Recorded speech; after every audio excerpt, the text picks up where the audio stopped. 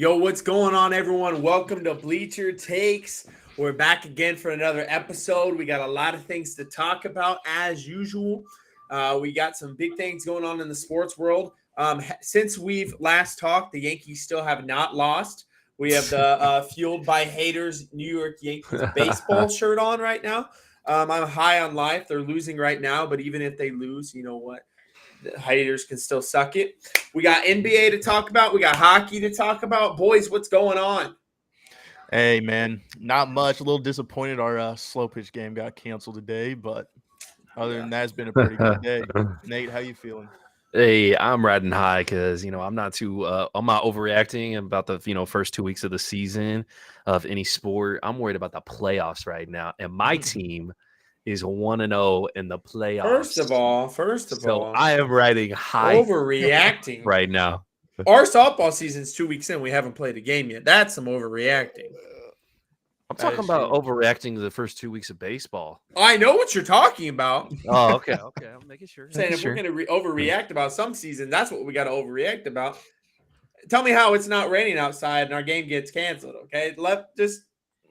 According to the commissioner of the KC Softball League, it is said that there was not enough sun. So what can you do? Basically, he's Rob Manfred. He's the man's not commissioner in sports. Mother Nature, so I mean he can't control. So that is true, I guess. He's working hard. If he's a listener, it's a sour subject. If he's a listener, shout out to him for working hard on the fields. Yeah, well, apparently work a little harder, buddy.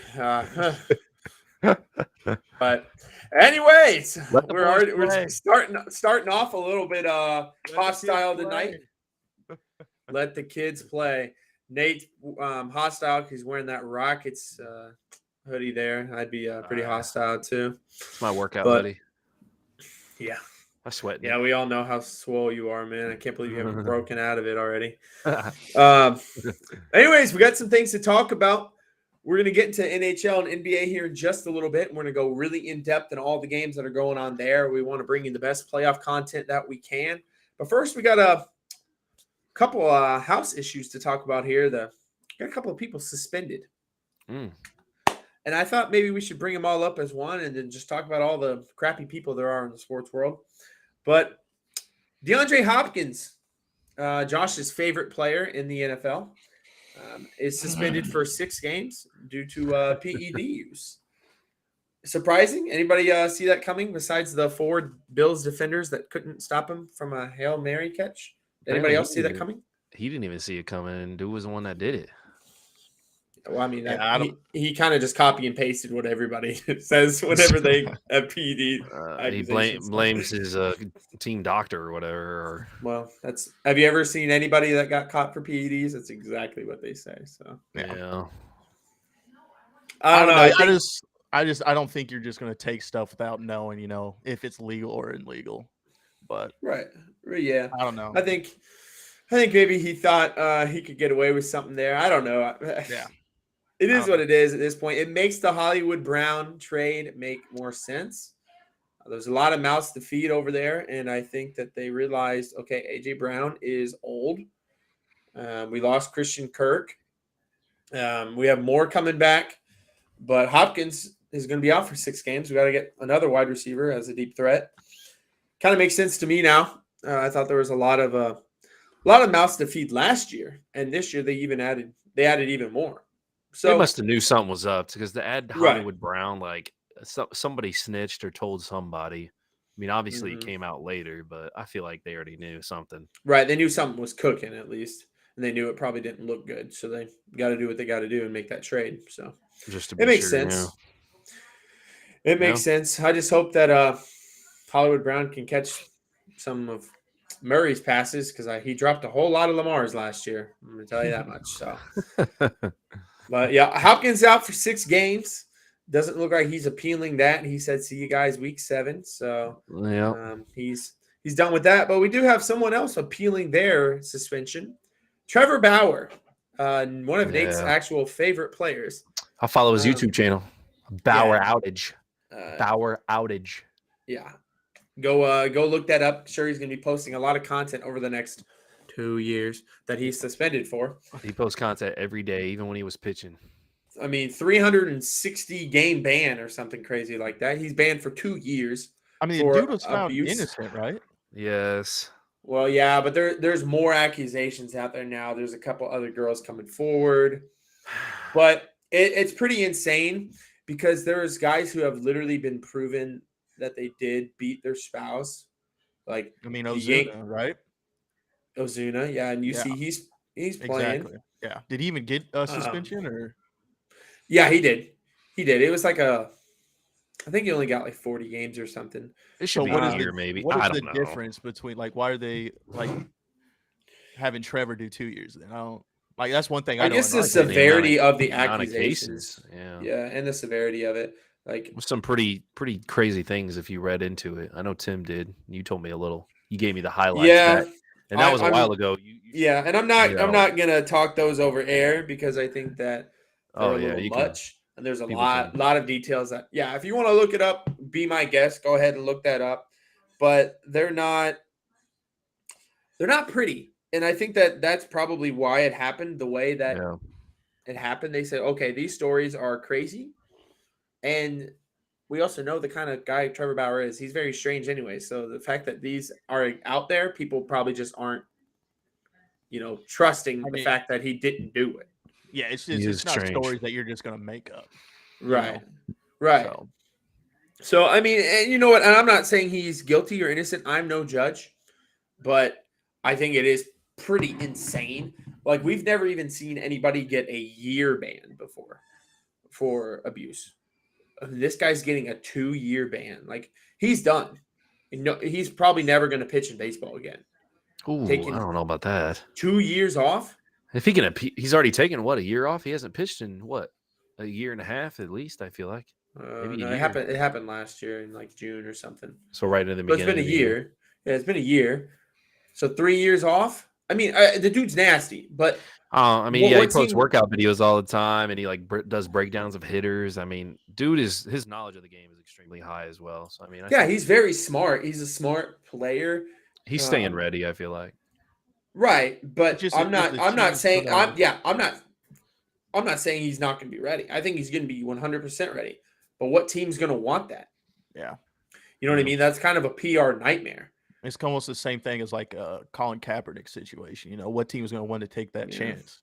Which is, I mean, you can say what you want about Colin Kaepernick, but he was never an abuser or never accused of being an abuser. So it's pretty sad that we have to bring them up. But you're 100% right. I mean, teams have blackballed him for political stuff, and you see Trevor Bauer. I don't see where he gets a shot from anybody else ever again. I could be wrong, and if he's innocent, this sucks for that guy. Yeah, but I mean, it is what it is. He was still in some situation that he probably shouldn't have been in. So I mean, either way, stinks.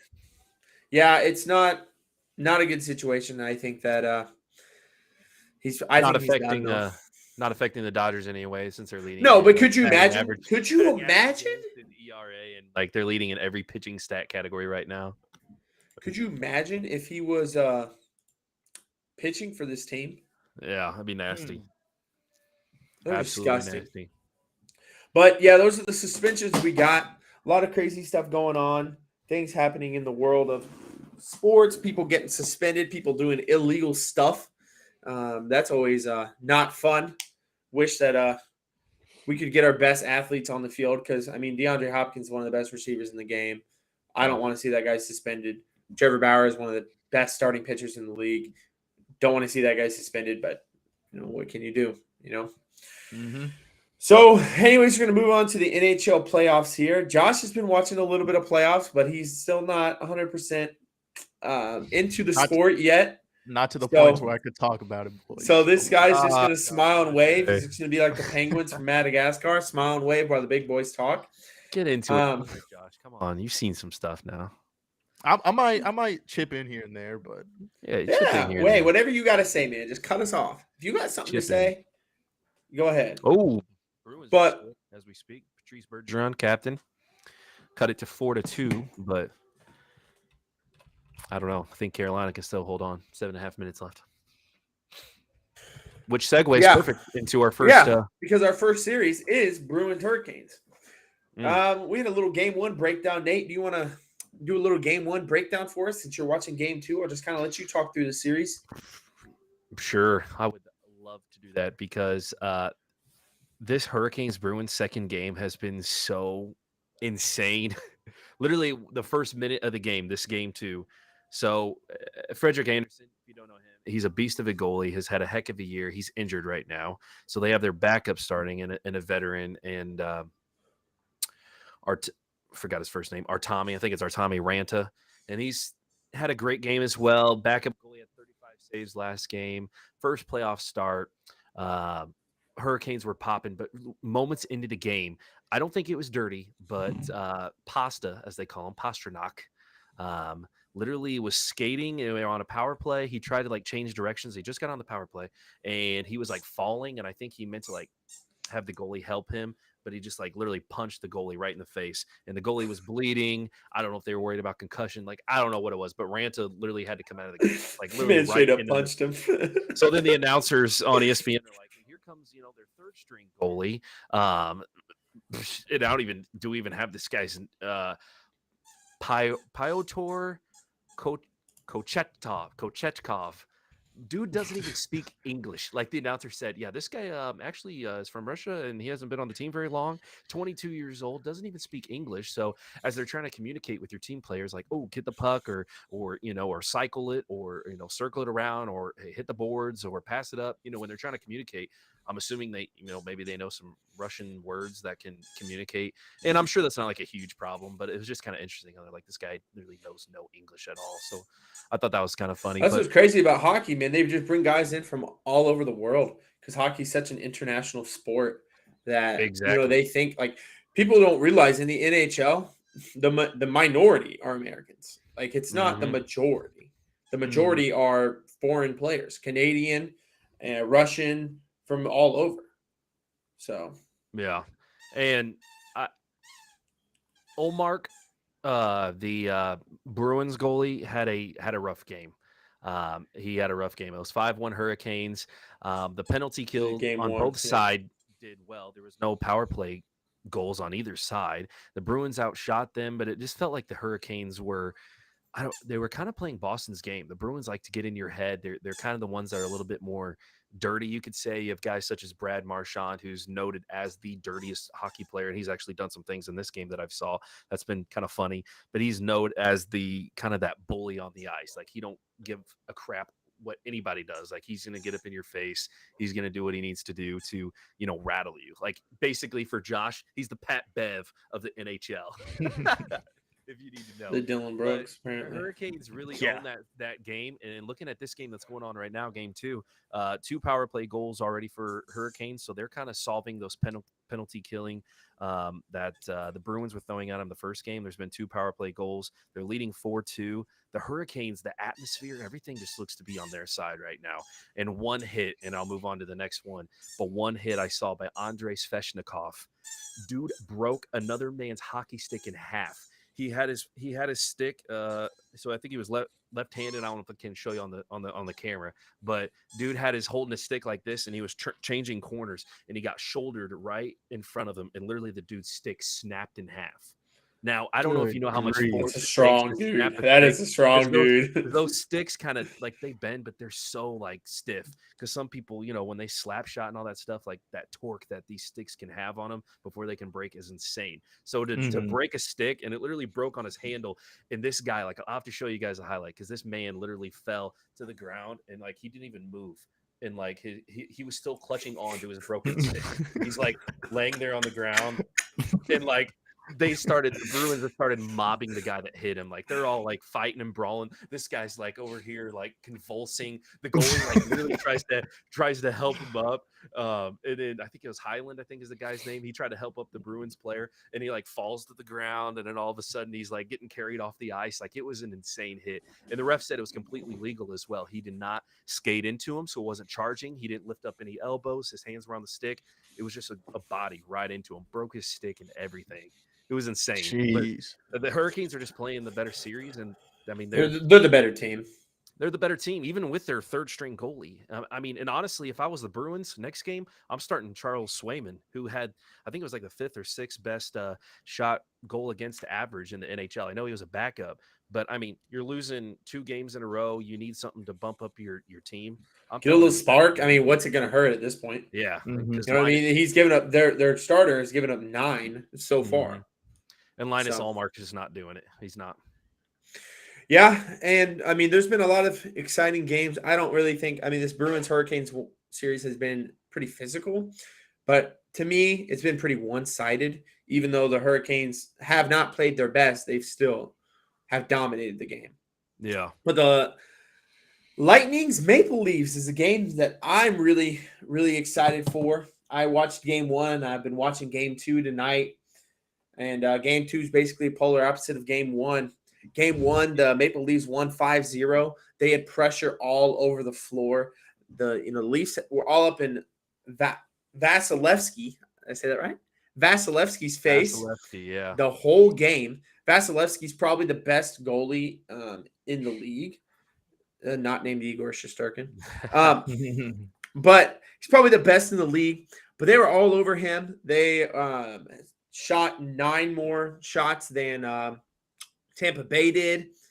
They were just all up in his face, getting constant pressure on him. They were in the offensive zone. What to me felt like 80% of the game. They were all over them. Like they were playing. The Lightning were playing on their heels the whole match, is what it seemed like to me. And they lost 5-0. So I mean, they looked to just a skate too late, if you will. I mean, Jack Campbell, he's a very underrated goalie in my opinion. Very, I mean, very people great. And he's still young. don't. Yeah, people don't talk about him enough. He pitched a shutout. That he just watched his offense work and stopped what came on his side. And he stopped some opportunities, but he also held the puck to where they didn't get second chances and third chances, because that's where a lot of goals come off of. It looks like to me, they ricochet and let it go off, and then someone tips it in or someone gets a quick little slap in or something like that. But he was able to stop the puck and reset. And then when they had a face-off, Toronto just won them. So they got out of their defensive zone and got into offense and just really controlled the game. Austin Matthews, the best player in the sport. He had 2 goals, including a nasty one-timer on the power play. That I saw his stick go up, and I said, just give him the puck. Give him the puck. And he did, and just slapped it right in. They couldn't do anything against him. He's disgusting. They scored goals on both power plays and penalty kills, and they just dominated the game. But the big thing about this game, they were on power plays and penalty kills the entire game. Yeah. There was 113 total penalty minutes in this game. Insane. Both teams are just committing penalties left and right. Some of them I think were a little cheap. I think the refs maybe were calling some stuff that probably was borderline. You probably should let them play about. But they were calling both teams for it, so at least it was well versed on both sides. But not a whole lot to say about that. But Game 2 was completely different. As soon as I started talking this, and since I began talking about this series, Tampa Bay has scored again. It's 5-1 Tampa Bay over Toronto. Jeez. Vasilevsky is out here just balling out, and Campbell is looking like a Campbell's chicken noodle soup right now. Man's giving up 5 goals, and they're just kind of getting torn up. Let's see who just scored that last one. Braden Point. Braden Point. Play. Okay, but 3 look, power play goals. But look at this. Victor Hedman assisted on that one as well. He's got 4 points tonight, 3 assists and a goal. He's absolutely disgusting. Yeah. They're tearing him up, and they're showing, hey, we're the reigning champs, 2-time champ for a reason. We're coming in, and we're gonna show you who's boss. And I thought this series was gonna be up and down and very close. I think it will be, honestly. It's so far so good. Been a great series. Nate, you want to tell us about the old Blues? I was gonna say Vasilevsky is nasty. I mean, I think he's gonna keep the Tampa Bay Lightning in there. I mean, we forget he's been the goalie that's won 2 championships in a row for the Lightning. Yeah. Like, I can only name 2 other goalies that have been better in the playoffs career-wise, like in the future or in the history of the NHL playoffs. I can only name 2 other goalies that's been better than him as far as like save percentage. So I mean, he knows what it takes, and I think Jack Campbell is young. So I don't know. I just saw he was number 3, so I can't say the other two. But it probably is Henrik Lundqvist. It wouldn't surprise me. But yes, I am excited and starting very soon. Actually, it just started 3 minutes into it. No score for the St. Louis Blues in the Minnesota Wild. But yes, hat trick. David Perron, hat trick, drops 3 goals on the Wild. Husso played lights out. Even the Wild outshot the Blues. The Blues just kind of had them in their bag. They were kind of doing what they wanted to do, and they were playing Blues hockey. Like they know that they can get points scored very fast. And even though the Wild had a lot of good shots and had a lot of quantity of shots, I should say, but the quality of shots that they were getting towards the Blues were not that good.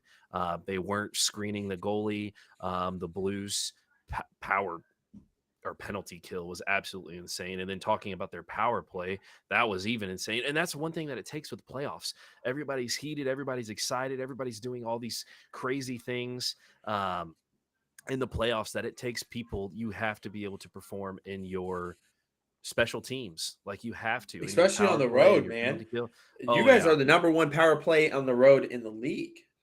And unfortunately for the Wild, like we have their number. We've beat them the last 11 times we've played this team. 11 times. We beat them 3 times in the playoffs. It's either 11 times straight or 10 out of the last 11. I'll have to look that up. But literally, we've had the Wild's number for a while. Like they're a great team. They were better than us in the season, no doubt. And people even picked them to win. But their defense was insane. Even blocking 17 shots. Like, do you want to throw your body at a puck that's coming at you 90-something miles an hour? Like, do you want to get in the way of a Kirill the Thrill Kaprizov slap shot? Not me. I don't want to get in the way, but they're sliding. They're taking the hits. Like that's dirty hockey. That's what the coach expects them to do. You guys had all those creases. And I think that, the Blues kind of take it personal that people kind of count them out because they don't have a quote unquote top player.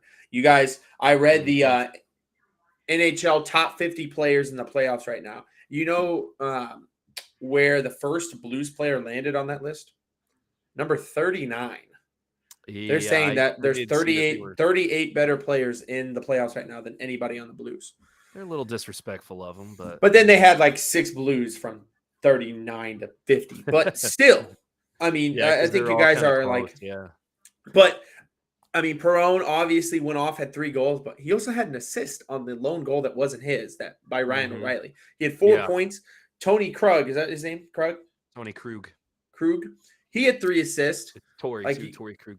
Tory, okay, my bad. Tory Krug. I didn't put his first name on here, so I was going off memory. Krug. You're close. Yeah, Krug, 3 assists. You guys just had some big games all around, man. And I think you guys should definitely win game 2. I think you guys just have more intensity.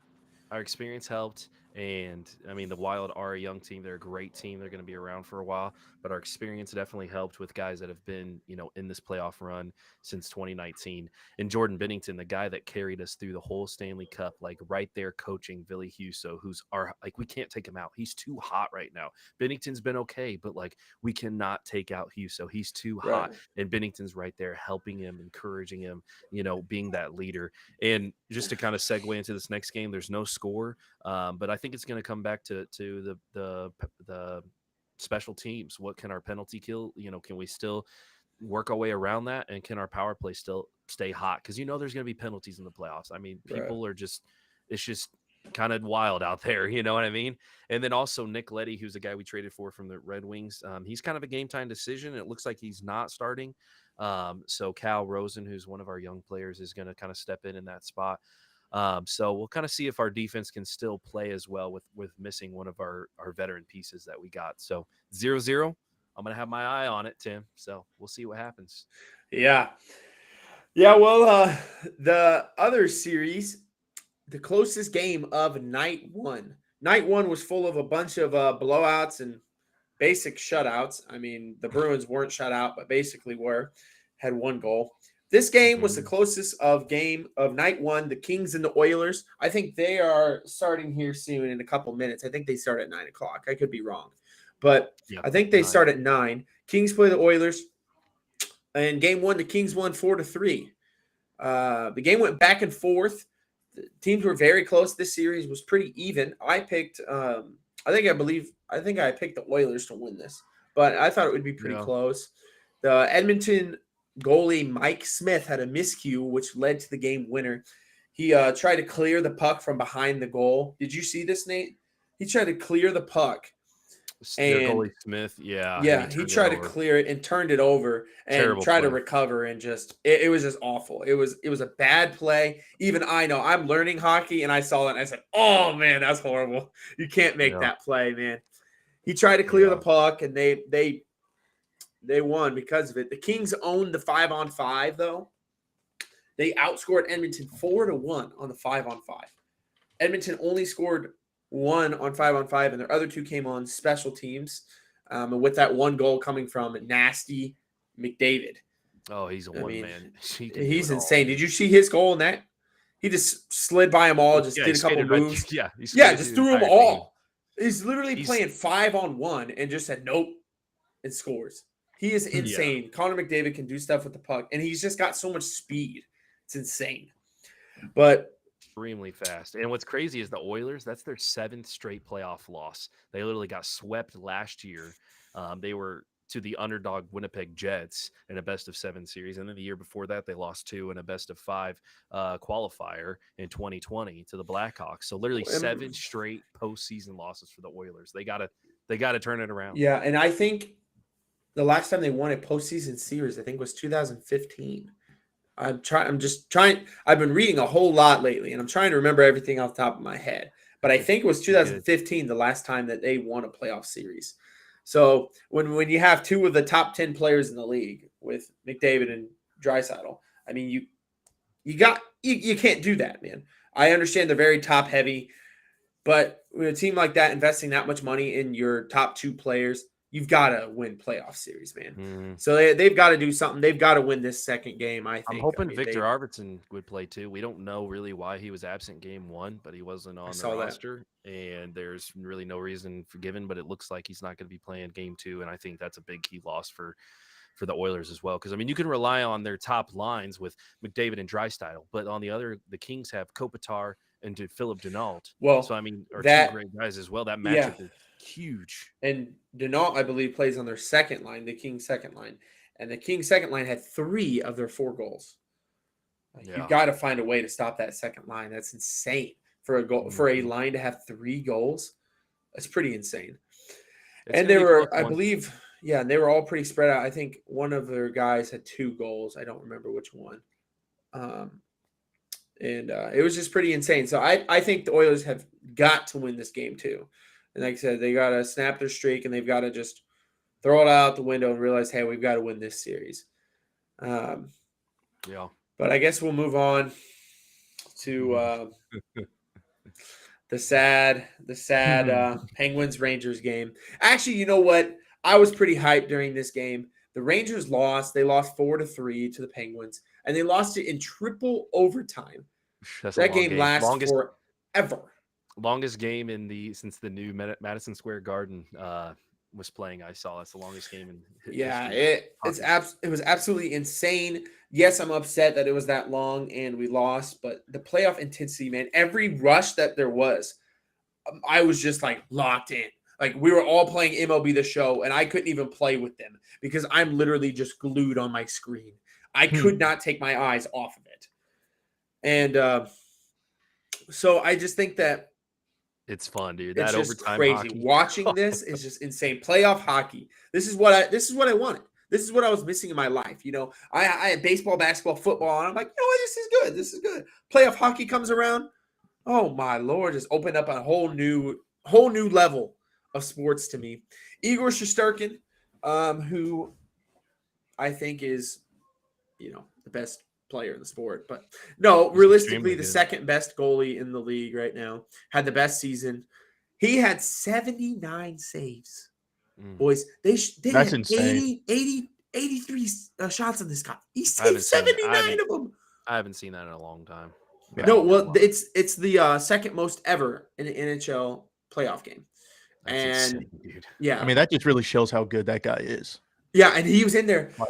like the Penguins, their goalie was in there all the way up until the second OT, and then he got hurt, and they brought another guy in, which was really impressive. They brought in Louis Domingue, brought him in, and he played lights out. It's pretty impressive to come in like that and be locked in, but Igor played 6 periods of hockey and gave up 4 goals.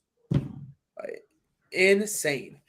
They were all over it in his zone like the whole time. It felt like a 60-40. They were in the Rangers zone 60% of the time, and Igor just had all this pressure on him, and they were playing decent defense. They just couldn't get the puck out of their zone. And that's just what it felt like to me. It felt like their offense couldn't find a rhythm. They in that game, the Rangers dominated the first period. They only scored 1 goal that period, but they dominated it. They played awesome defense, and the Penguins looked scared. The Penguins looked like they didn't know what they were doing out there against the Rangers, honestly. But there was a very clean, ultra competitive atmosphere. There was just a high intensity with it. It was pretty clean because listen to this, in 6 periods, there was 10 combined penalty minutes. 10 minutes. The Rangers had 8 penalty minutes, and the Penguins only had 2. So it was a very clean game. And they were disciplined, but also the refs were letting them play. They were just letting them play, and it was playoff hockey, and it was fun to watch. Ryan Reeves, if you've never watched Ryan Reeves play hockey, go watch his highlights because he's not a very skilled player, but he is going to run you over. And that guy he plays wrecking ball with his body. You might as well name him Miley Cyrus. But the Rangers led after the first, after a power play goal by Adam Fox. I love Adam Fox. He's one of my favorite players, top 3 defensive player in the league, in my opinion. But then the second period featured 5 goals. All right, this game had 7 goals total, 5 of them in the second period. They were just feeding off of each other, scoring left and right. The Penguins scored 2 in a row by Jake. I don't know how to say his last name, Gensel or something like that. Oh, Jake Gensel? Yeah, Gensel. Right. Yep. And they had he scored 2 in a row in like 5-minute span. Chris Kreider scored a shorthanded goal. There was just some crazy stuff. The tying goal came on a 5-on-3 opportunity that Igor made some nasty saves on. But, I mean, it's 5-on-3. There's not a whole lot you can do there as a goalie. I mean, you're constantly surrounded by enemy shirts, and they're just all around you. I do want to mention one thing about this game before we move on, though. The Rangers won this game in the third period. There was a goal that was waved off. Could it go both ways? Maybe. But every replay I saw, and I'm not a biased sports fan. I always say that. Like if it was a bad goal, I wouldn't say anything. But I think that the goal should have counted. Yes, was there some interference with the goalie? Yes. But was it caused by Capo Caco, the Rangers player? Absolutely not. He got smacked in the behind by a Penguins player, and it took out their goalie. He was very close by. Yeah, it was interesting. So, and I mean, if he wasn't smacked, how is he going to get out of there without hitting the goalie? I don't know. But he was smacked right into him. And they waved the goal off, and that was the last time anybody would score until the triple overtime. It was a crazy game, playoff hockey. So it was really fun to watch, but man, I wish we could have won that game. It was extremely fun to watch. We got to move on. We got to move on from that game, man. I mean, game 1, we can talk about that all night, but they've just got to win game 2 tomorrow night, and I'm excited to watch it. Nate, did you catch any of this Predators Avalanche? Or I'm sorry, that's the wrong series. Capitals Panthers. Did you catch that game? I think you talked about it, didn't you? Did you watch some of that? A little bit, yeah. I caught a little bit here and there. Honestly, it was just vets versus the young guys. I mean, and I know that we talked about how the Panthers they were like the fastest scoring, the best offense. They're a great team. NHL did like a sim where they're like, who's going to win the Stanley Cup? Let's sim all the playoffs. And Panthers won the whole thing. And everybody's high on the Panthers. Yeah, leading offense, 340 goals. It's bringing back shades of 3 years ago when Tampa Bay Lightning. So you guys know they won the last 2 years, right? We've talked about that. Right. Well, 3 years ago, they were the number 1 team in the league, and they got swept by the 8 seed. Swept. So, like, why that never happens in the NBA, like, think of the 1 seed getting swept by an 8 seed. That happens in hockey. And it's kind of showing shades of that because the Panthers looked lost out there. I mean, the Capitals have their main guys still on the floor from – sorry, my computer's playing some weird noises, and I'm trying to mute it so I can hear myself think. But no, the Panthers, they're going to have to adjust. I mean, the Capitals have all their main guys that they had from when they won that or had that big Stanley Cup final, and Reinhart and Lundell and all these guys, and it's just. And the Florida hasn't even won a playoff series since 1996. And honestly, they showed some nerves and they had mistakes in game one.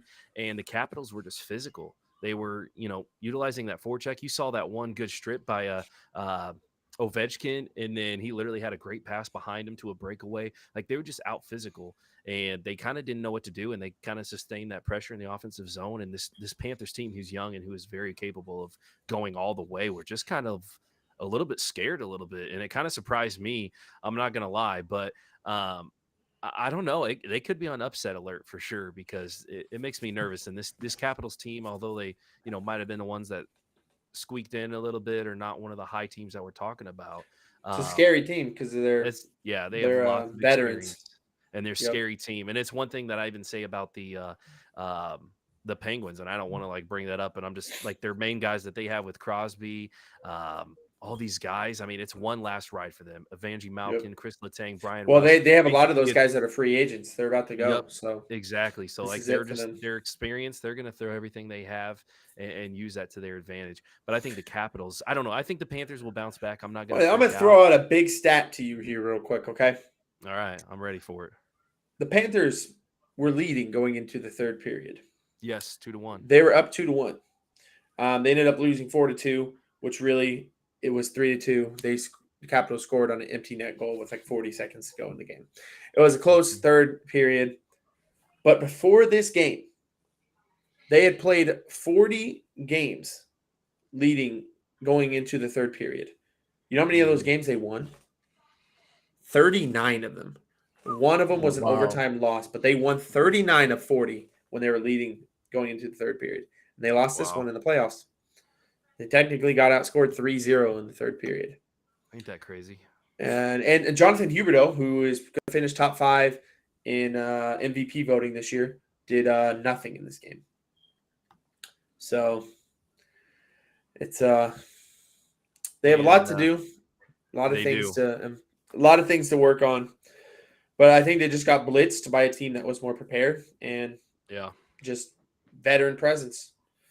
And I want to say the Blues are they're losing to the Wild. The Wild just scored 1-0. There's only basically, we've played 12 minutes into the first period. The Wild have one shot on goal. Blues have totally outplayed them, and their one shot on goal wasn't a goal.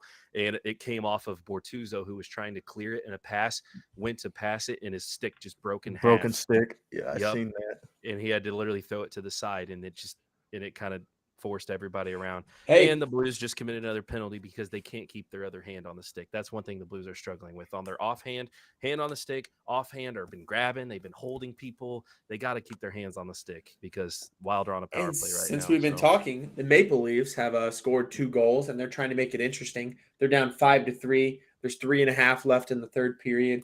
Goals by Mitch Marner and Alexander Kerfoot. That last one was a shorthanded goal. So there you go. Vasilevsky. They're getting in there.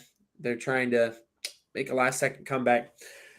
This next game we don't have to talk a whole lot about. Predators play the Avalanche, and like we said before, the Avalanche are disgusting.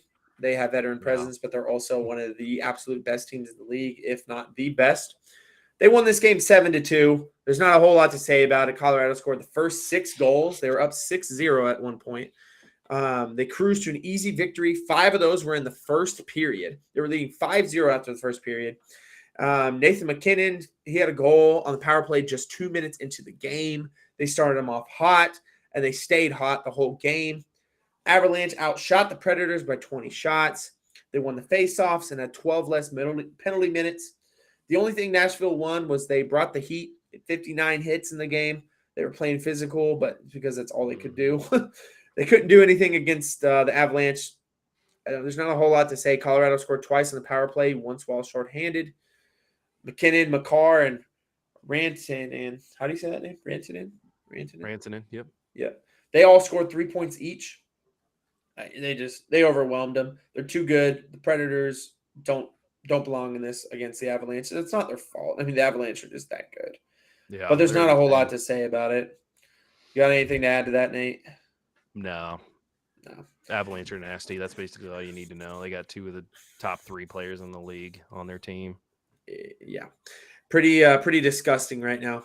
And then the lowest scoring game of the first game once, Calgary Flames played the Dallas Stars, and Calgary won 1-0. Defense was key. Both goalies played well. Offenses really sputtered. It wasn't like the defenses did play well, but the offenses were just horrible in this game.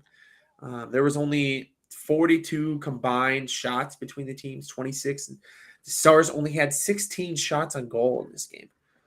That's insane. Yeah.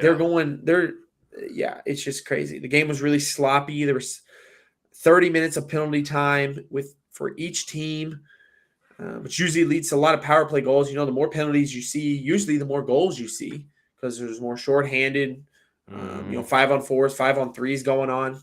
But there wasn't. It was only 1-0. The first goal was scored 5 minutes into the first period, and then the next 55 minutes of hockey, there was no scoring. It was a pretty lousy game. Out there. Pretty lousy game when it comes to playoff efficiency. These last 2 games we talked about were pretty duds.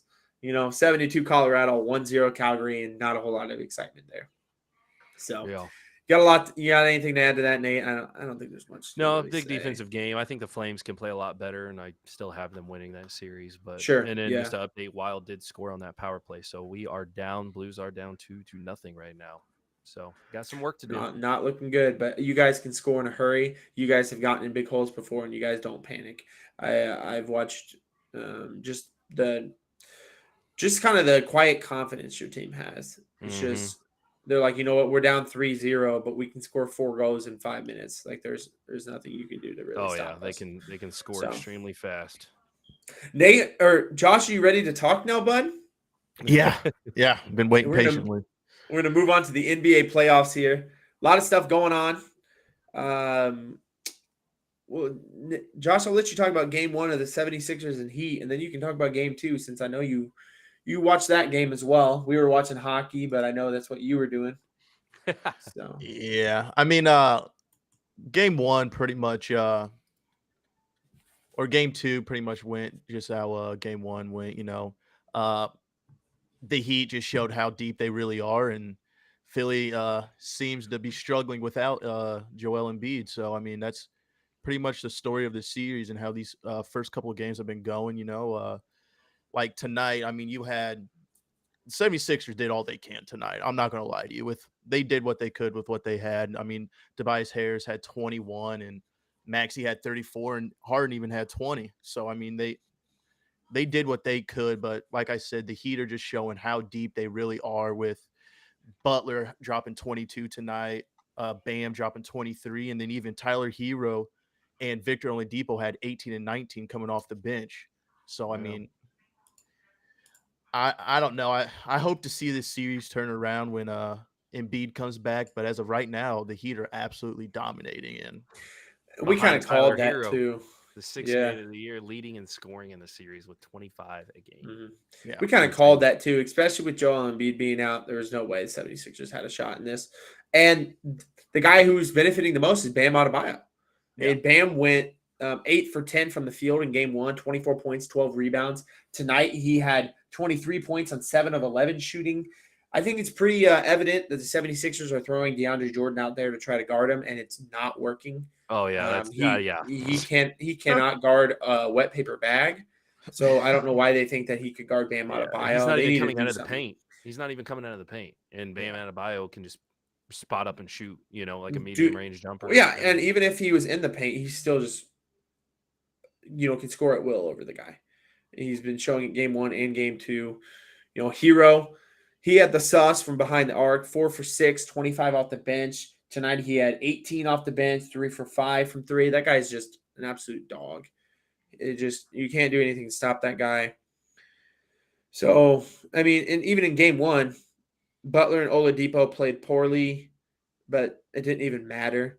Harden's not being aggressive at all. They need him to be aggressive, and he's just not. They need him to take over. He had 20 points tonight, but he shot 6 for 15 from the field. He was 5 for 13 in game 1. I mean, they're just – and, you know, tonight, Tyrese Maxey, he went off tonight, 34 Dropped points. 34, yeah.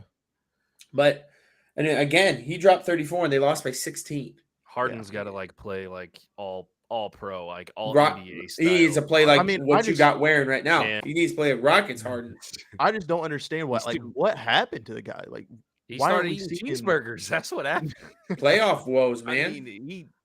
I mean, yeah, he's never been getting the playoffs, but he's just not. Everybody said this dude's not in shape. Bad playoff. He's not in shape at all. Like, and watching this I'm kind of thankful that the Nets got rid of him. I mean, I know that didn't help us much, and you know, we missed a lot and had a lot of distractions. You can say, you know, whatever a reason was, but I don't think Harden would have got us any farther, honestly. Well, I mean, yeah, you guys traded up wouldn't have been much farther. Traded a washed up superstar who likes cheeseburgers for a guy who needed back surgery. So, like, you know, and this year really hurt him with season. him trying to look for fouls, and like when they're changing up the rules a little bit as far as like drawing penalties. Oh, for sure. Like, people say like this it year changed his really, game. It took 8 points per game off his points per game average. Took 8. I would say 8 points per game, at least. Yeah.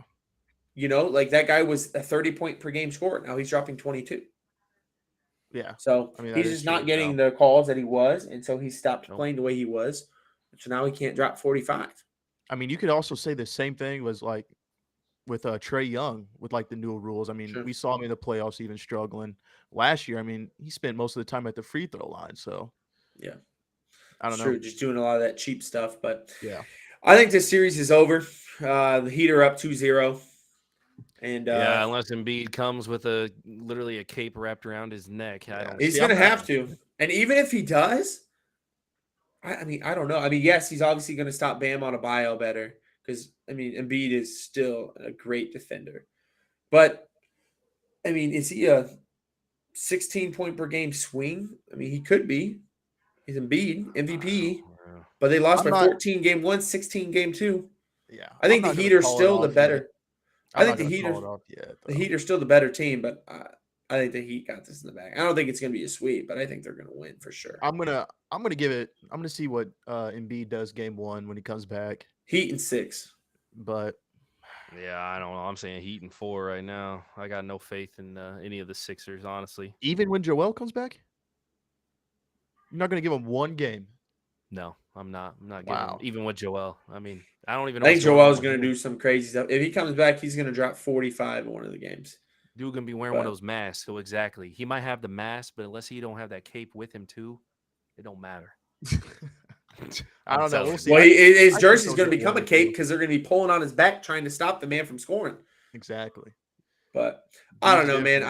I just think we all had the Heat winning, so I mean, I don't even give him a game, honestly. I mean, I still got the Heat winning, but Joel is a different type of animal, man. I think you got to give him at least 1 or 2 games. Well, you think of it this way: if Joel Embiid comes back, he's the best player in the series, exactly, without question. So I mean, you add that in, obviously, it's going to change everything. But I don't think it's going to change the series per se, in like who's going to win. But could they steal a game or two? Sure, but.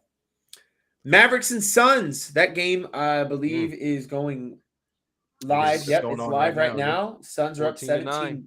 Oh, I'm seeing 17. 17-9. Yep.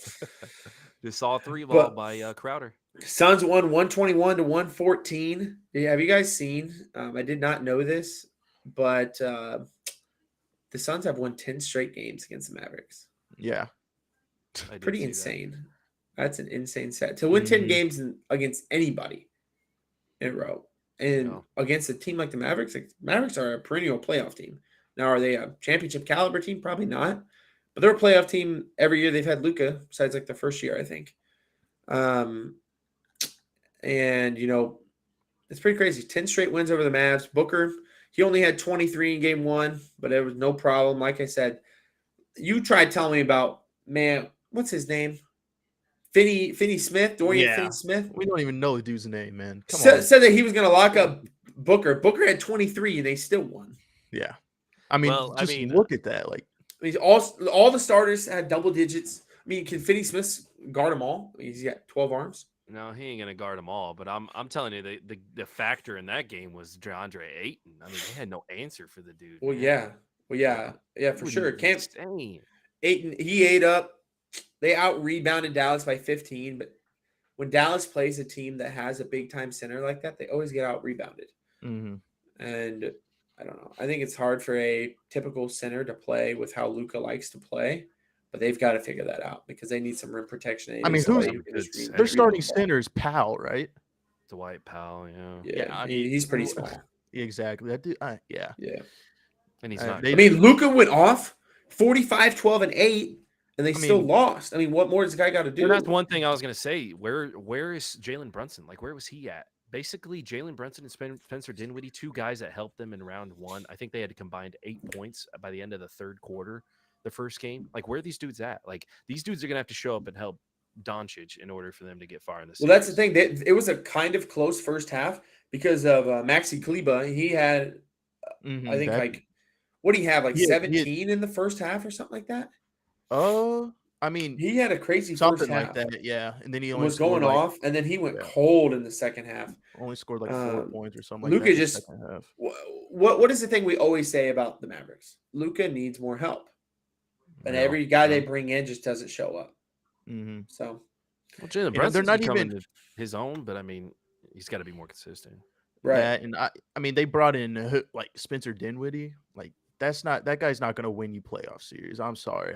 well, I think here's the thing: how can you play Dinwiddie, Brunson, and Luka all on the court at the same time? They're yeah, all you three non-real, not super physical, smaller framed guards. yeah, and I honestly I thought that when they traded, It's kind of for like Dinwiddie, Golden honestly. State. Golden State's got those like 3 smaller framed guards, but Clay can guard, and Poole is a decent enough defender, and they can all shoot. These 3 guys can't all shoot like that. So you can't play 3 small guards like that and them not be able to shoot at a high clip and expect to win games against the best team in the league. Yeah. So I don't know. They need to win. They need to show something in this game. Obviously, it's against the Suns, so it's not a must-win game because it's in Phoenix. But they've got to show something here, and they've got to go back to Dallas and win those games. If they don't, They have to win have tonight. some type of momentum going into Dallas. For If they sure, get for sure. And absolutely- they need to have some of their guys show up, man. Like not just one guy. They need to have two, 3 role players show up and show out because Luka's dropping 45 and they're still losing. Yeah, It's insane. And I mean, Luka, played for 44 minutes, and then that Finney Smith dude, whoever that is, played for 40, and then those are the only 2 starters that played for 40 minutes in that game. Like, well, and I just think the Mavs were just trying to switch things up. Nobody's hitting anything, so like, okay, Yeah, let's try this guy. I mean, what else did they have to lose? but I mean, Nobody's that's consistent true, enough. but you're in the second round of the playoffs. You shouldn't be searching for an answer in the second Right, round. that's of the what I'm playoffs. saying. Like, Luka needs more help. They should have realized that from the start that this team wasn't built for this. Yeah. And I mean, Luka's really good, and Brunson I think can be, but like Nate, like you said, he's just not consistent. And in the playoffs, Suns are just that's a what better it all team, is. man. I mean, yeah, but still, I mean, true, You but got I'm watching Maxi Kleba, whatever his name is, trying to guard DeAndre, and I mean, it's just Yeah. I mean, you got Maxi Kleba, who is like a weaker, smaller, wannabe Kevin Love, just a spot up shooter. He's probably a better shooter, honestly, but DeAndre Ayton is just ooh, in their man-man, prime, man. oh no, now maybe. Kevin Yeah, Love like back in the day scored was again. cold. yeah. Minnesota, Minnesota? Kevin Love. Yeah, Oh, that dude was good. Then Speaking of he came over to Braun and Speaking of Minnesota, they scored a third goal. Power Yeah. play. Our guys are not disciplined. They're a little shook right now. So, Yeah, what's going on, Nate? What's Tampa going got Bay. on? some- Tampa Bay won 5-3. right now, well, I saw one of our Blues player try to block a shot, Bortuzzo, one of our great penalty kill defensemen, and the puck hit him in the face, and he immediately went back to the locker room. So, and I don't know, Josh, if you know, but when a guy gets injured, they're just down a man. There's no like subs that can. So there's come no off and- subs for that? Wow. There's no subs. So- So they're down. You have 6 defensive men. They're in pairs of 2. So you have 3 lines. So basically one of the lines only has 1 defensive mid and the other one's gonna have So to they kind of cover. just alternate. Yeah. Yeah, They kind of just start playing in and out. It's not good when somebody gets injured, especially your best special teams defender. So that's not good for the. Hopefully he'll come back. Maybe he just got cut. There's 30 seconds in the first period. Yeah. Maybe it's something they can just clean up real And quick. as but Tim man, said, we can score in bunches. So you never know. getting hit in the face with a puck is Yeah. Not anything I want to ever experience. Well, that's his for style. sure. He'll get up all in it and he'll block it for sure. So, You guys aren't scared of blocking the puck, that's for sure. yeah. Bucks Celtics. This has been a I had fun series. somebody put in here that the Yankees finally lost. So I after a year. did see that. Yeah, it has been a century and a half since we lost a game. 11 straight, but all good things come to an end. We won the series, so we lost 2-1. Our offense kind of fell on their face today, but we've also been averaging 7 runs a game over this 11-game win streak. So I can't be mad at all. There's nothing about me that's upset. Like it's baseball. Yeah. You're gonna It's lose. baseball. You're gonna lose. Yeah. So it's crazy though. Pretty insane. It had to stop somewhere. Yeah. But Bucks Celtics game 1, obviously the Bucks kind of owned that Manhandled. game, kind of Yeah. punked the Celtics. We already talked about that. We talked about that on Sunday. Game 2, though, I'm dubbing this the Jaylen Brown revenge game. We kind of came at Jaylen Brown on Sunday and kind of called him out for being a sorry star. And he dropped 25 in the first half. And they went off. The Celtics won 109-86. They holding the Bucks to 86 points is insane. Yeah. Without Marcus Smart too. Without Marcus Smart, your best defender, defensive player of the year. Like Boston shot 46.5% from 3 and 86% from the free throw line.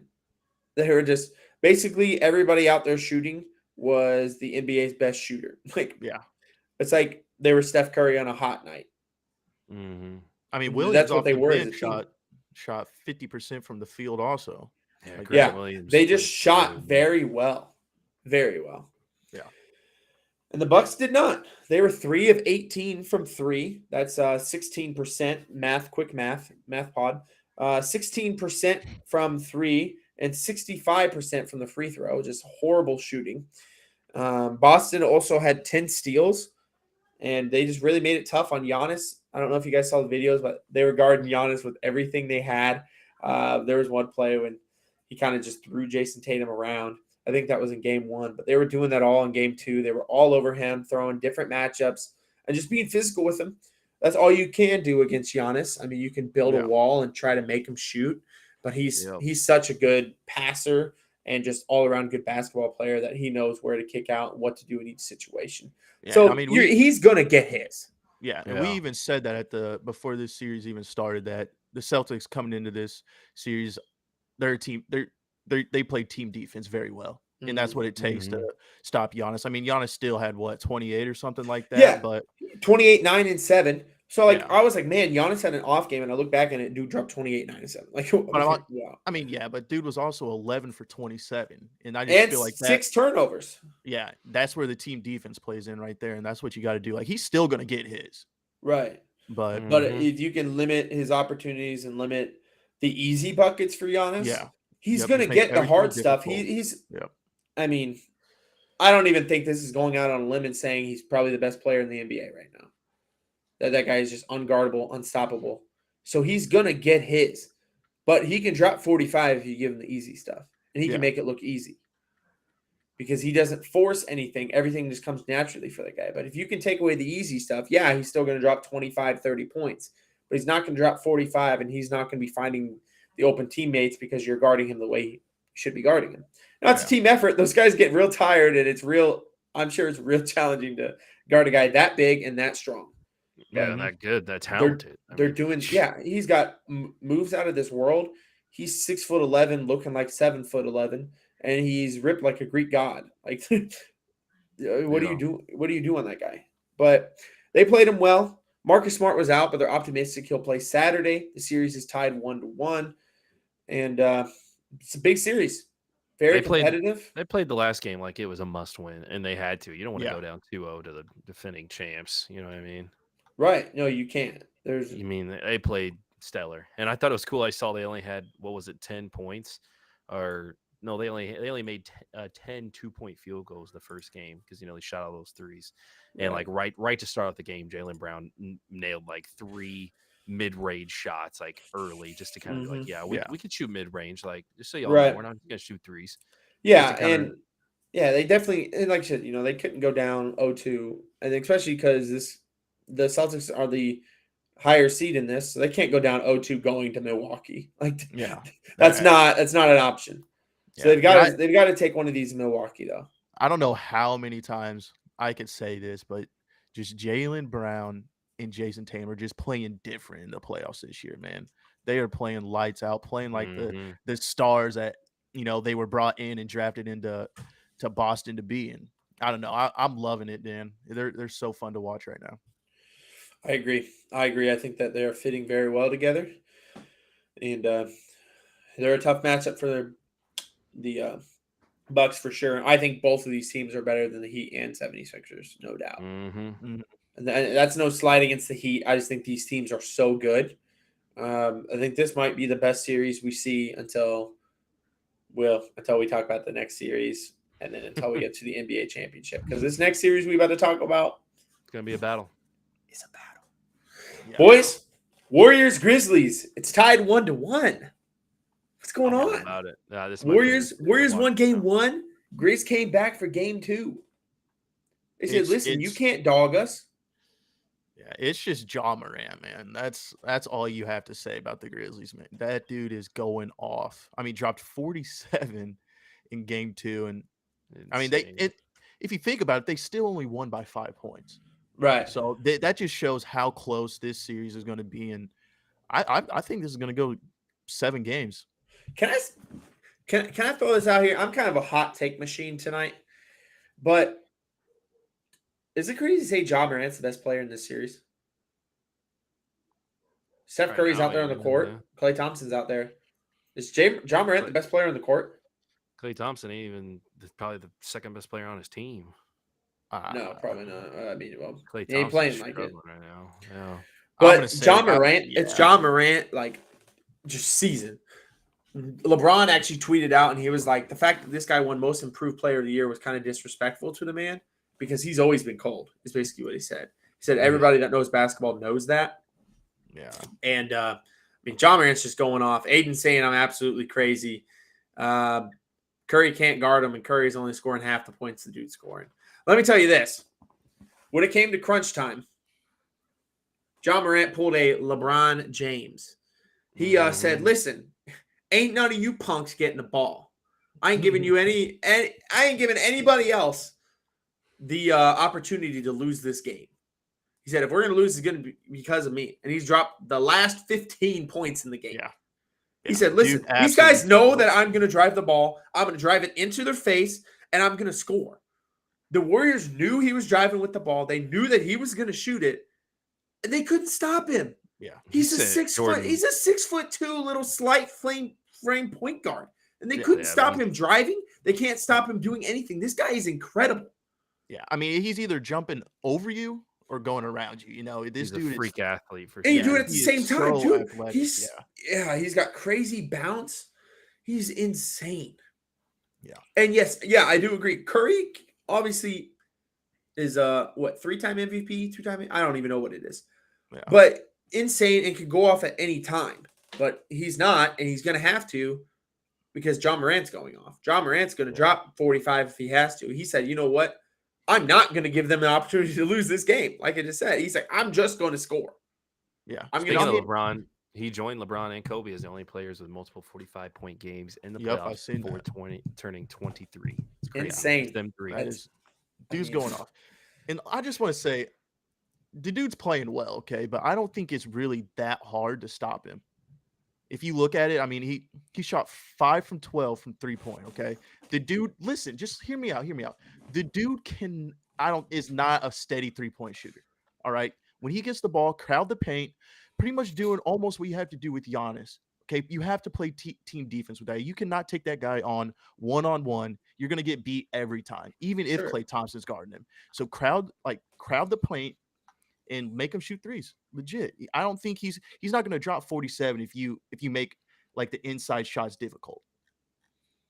I don't know. I think I don't with one eye apparently.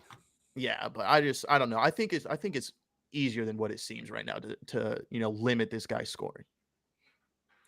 I mean, I mean, It's I good don't in know. I theory. think he can shoot threes. It's very good in theory. It's easy to say, but I got to see it happen.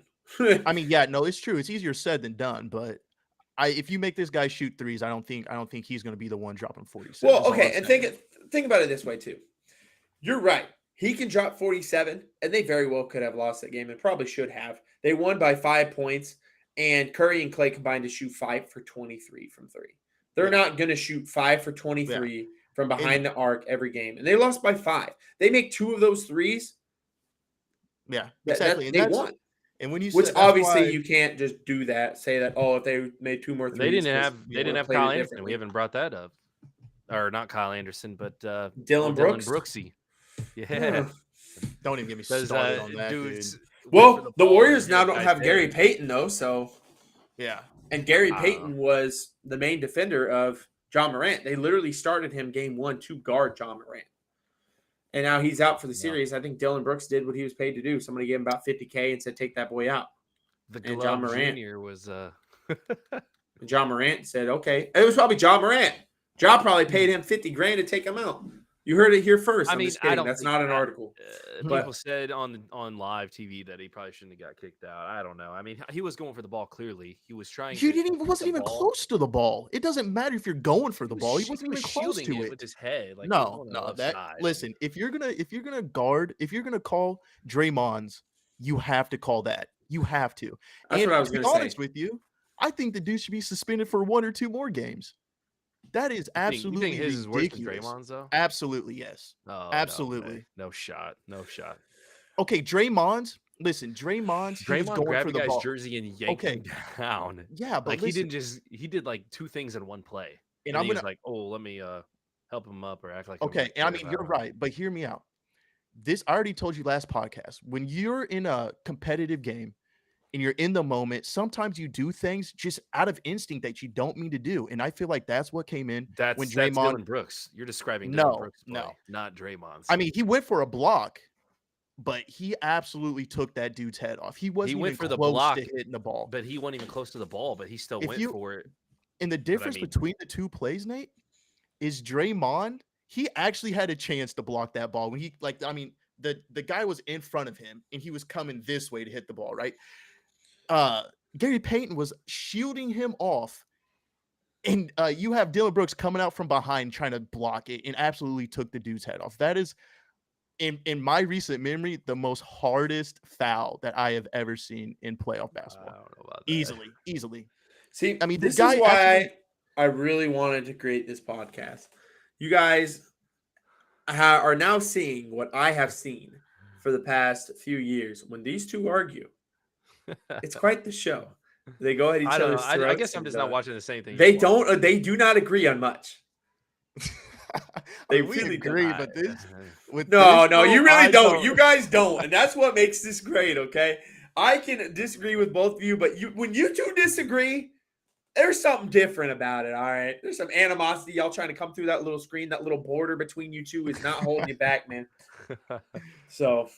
I don't know. I guess I'm not seeing it the same way because I think Draymond's was a lot worse. Honestly, I really do. I don't know.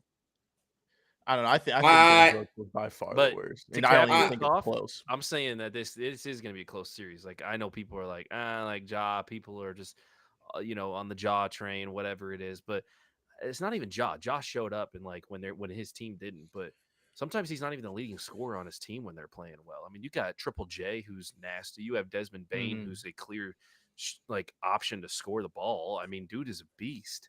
So, I mean, I think that the Grizzlies, Clay is struggling. You can tell that he's been off for 1,685 days or whatever it was. I know that's excessive, but dude hasn't played basketball in so long, so you can tell.